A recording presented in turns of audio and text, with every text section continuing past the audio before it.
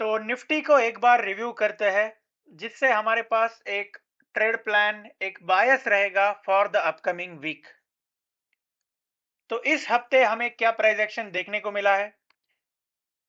अगर आपको याद रहेगा लास्ट रिव्यू वीडियो के अंदर हमने क्या डिस्कस किया था कि बार-बार प्राइस बाय साइड लिक्विडिटी को टारगेट तो कर रहा है, लेकिन हमें कोई एक सिग्निफिकेंट डिस्प्लेसमेंट ऊपर में देखने को नहीं मिल रहा है।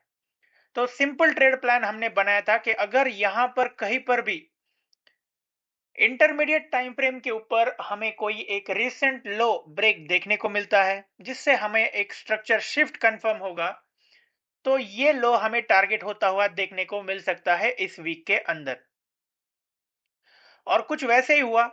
मंडे में हमें आवरली टाइम फ्रेम के ऊपर एक स्ट्रक्चर ब्रेक देखने को मिला, और उसके बाद दो ही सेशन के अंदर हमें इस लो के नीचे प्राइस ट्रेड करता हुआ देखने को मिला।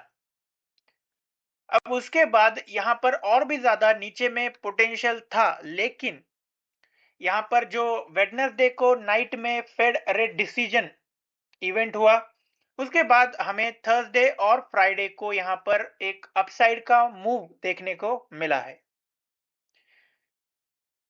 तो आज का जो क्लोज हमें देखने को मिला है, पर्सनली मुझे ये क्लोज पसंद नहीं आया, क्योंकि अगर इस इम्बैलेंस के अंदर हमें क्लोज देखने को मिलता या फिर यहां से रिजेक्ट होके एक नेगेटिव क्लोज देखने को मिल जाता, तो वो एक बहुत ही सिंपल ट्रेड प्लान हमें प्रोवाइड करता फॉर द अपकमिंग वीक। ऐसा इसीलिए क्योंकि आप ऊपर में देख सकते हो कि कितना ज्यादा यहाँ पर जो है प्राइस एक्शन कॉन्स्टेंटली हुआ है। ओके, बार बार ऊपर नीचे यहाँ पर प्राइस एक्शन हुआ है। तो एक डायरेक्शन के लिए ये सिनेरियो, ये कंडीशन बेस्ट रहता कि इसके अंदर ही रिजेक्शन लेकर अगर प्राइस यहाँ पर क्लोज दे देता, तो हमें कुछ इस तरीके से एक प्राइस एक्शन देखने को मिल जाता। लेकिन क्योंकि आज का क्लोज यहाँ पर कुछ इस तरह से हमारे सामने निकल के आया है, प्राइस जो है इस इम्बैलेंस के ऊपर डिस्प्लेस किया, और सिर्फ उतना ही नहीं, होल्ड भी किया, एक क्लोज देखने को मिला है। तो अब ये चांसेस बढ़ा देता है कि प्राइस जो है कहीं साइडवेज ना चला जाए। ओके, तो साइडवेज में जो है किसी का भी प्रॉफिट नहीं होगा, और वहां पर आपको बहुत ज्यादा दिक्कत होती है ट्रेड करने में। तो इसीलिए आज का जो क्लोज निकल के आया है, ये पर्सनली मुझे इतना ज्यादा सही नहीं लग रहा है। लेकिन फिर भी हम जो है इसमें एक कंडीशन अप्लाई करेंगे, और उसके अकॉर्डिंगली अगर प्राइस एक्शन अनफोल्ड होता है अगले वीक में, तो फिर हमारे पास वहां पर एक अच्छा डायरेक्शनल मूव देखने को मिल सकता है। तो वो कंडीशन क्या है कि अगर ये जो फ्राइडे का लो है, या फिर इस इम्बैलेंस का जो मिड पॉइंट है, अगर प्राइस इसके नीचे डिस्प्लेस कर देता है, तो उस कंडीशन में हमें कुछ इस तरीके से एक प्राइस रन देखने को मिल सकता है। हम ये एंटिसिपेट कर सकते हैं कि ये प्राइस एक्शन अनफोल्ड हो जाए।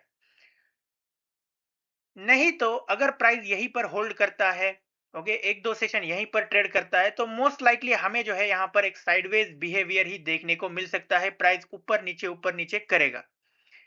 इसी कंडीशन के अंदर मैं एक सेल साइड बायस रखूंगा, और ये सेल साइड बायस तब जो है एंटिसिपेट नहीं होगा अगर प्राइस यहां पर सीधा ही ऊपर जाता है, इस हाई के ऊपर निकल जाता है। ओके, इस हाई के ऊपर अगर निकल जाता है, तो फिर ये बायस, ये ट्रेड प्लान, ये सब वहां पर कैंसल आउट हो जाएगा, हम उसे कंसीडर नहीं करेंगे।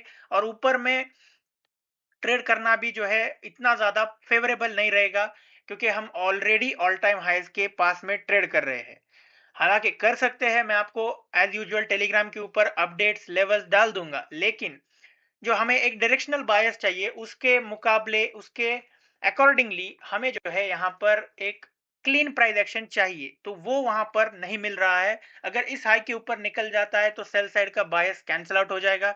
अगर यहाँ पर कहीं पर भी ओपन होता है और वहां से फिर नीचे में डिस्प्लेस करेगा, तो ये हमारा बायस, ये ट्रेड प्लान वहां पर एक्टिवेट हो जाएगा। तो ये एक सिंपल ट्रेड प्लान रहेगा फॉर द अपकमिंग वीक।